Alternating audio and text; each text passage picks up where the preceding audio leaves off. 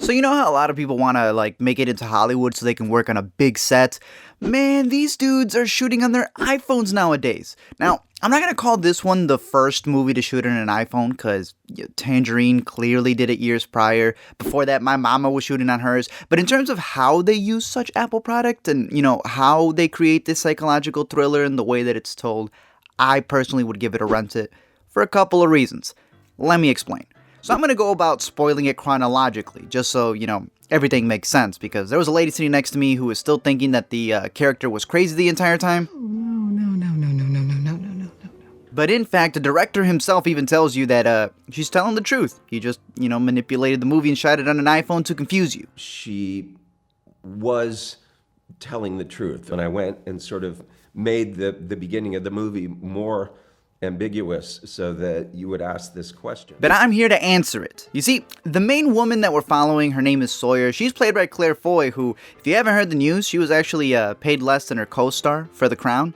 And she was the one wearing the crown. I think it's more upsetting that in this one the iPhone cost more than what she was making, but I dissent.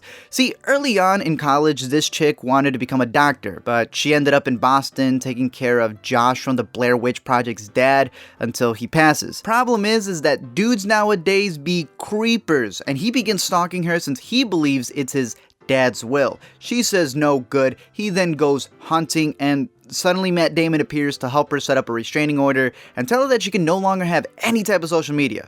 Two things. One, I think it freaking sucks that someone else is trying to ruin your life and they're stalking you and you can't do anything about them getting in trouble, so you have to stop living your life. Two, if you can get Matt Damon in your movie, you can get a real camera. Years later, she's moved away from Boston. She's working at another job in Pennsylvania, I believe, and she's still traumatized because of the dude who was sneaking in her house. There's a point where she even goes on a Tinder date and then straight up slaps the dude because she thinks she's looking at David. All of this causes her to obviously go see a therapist, which is what society tells you to do when you're having issues. Here's the problem. You can't tell anyone your problems anymore without them pegging you as crazy. My girl really is suffering from trauma from a stalker, but it turns out that Highland Creeks over here is only concerned in baiting you to say something with their therapy interviews, having you sign some papers, and then locking you up until your insurance stops paying it. It's freaking medical prison. Turns out Jay Pharoah, who if you don't know, is really good at impressions, so in here, he's a reporter pretending to be a patient so he can take notes and prove that these healthcare places are scummy. He befriends Sawyer, lets her use a secret phone to call her mom. She never gives him the Wendy, but at a certain point, she comes across her stalker again. Turns out that this dude killed a man named George, buried his body in the woods, and then got this job under his name. Intensive background check, man. As soon as he sees him, she obviously freaks out. But here's the problem with this. When you're in a psychiatric ward, they're just gonna think you're more crazy. They keep popping pills in her, so that's just extending her stay. And as soon as the mom drives over to check on her, David kills her and stuffs her in his trunk. When he notices that Sawyer and Nate are hanging out a little bit too much, he drugs, tortures, and ODs him to death in the basement. He then puts Sawyer in solitary confinement, but since he cut the cameras, he has her all to himself and starts pitching his cabin in the woods up in New Hampshire.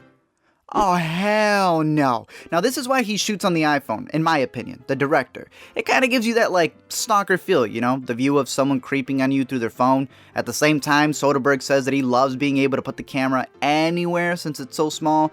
And I guess it works in this last scene, even though you can hear the camera guy's footsteps all around. Sawyer finally starts playing along, which is what I would have done from the beginning. Pet this guy, pretend like we're all good, like I love him, tell him we're about to go on our honeymoon. And the moment I smell that fresh air, Fred Flintstone it out of there faster than Usain Bolt. Sawyer then asks for this chick just to see if David would follow the orders of the woman he claims that he loves, but really she's just calling this girl over because she has a shank, which Sawyer then uses to give him a tracheostomy. At this point, the cops and the reporters learn about Nate's death and real George's death, so they raid the place. Sawyer gets captured again, but then fully shanks the guy. Months later, she's better, but still suffers from the trauma of seeing her ex everywhere, as we learn the biggest lesson of all when dealing with our problems.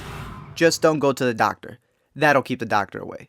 How about them apples? Thank you guys for checking out this video. As always, let me know your thoughts down below. Again, I like this movie. I think it's pretty good. I would have given it a junior price, except for the fact that, it's shot on the iPhone, so it literally can be seen at home, and I don't want you guys spending that money to go out there, because honestly, if you want a movie to watch at home to rent, Side Effects. It's same director, similar type of thing, dealing with drugs. Go watch that one. It's pretty good. This one's still just as good, but like I said, I think it's more worthy of not really seeing on the big screen because it wasn't shot for the big screen.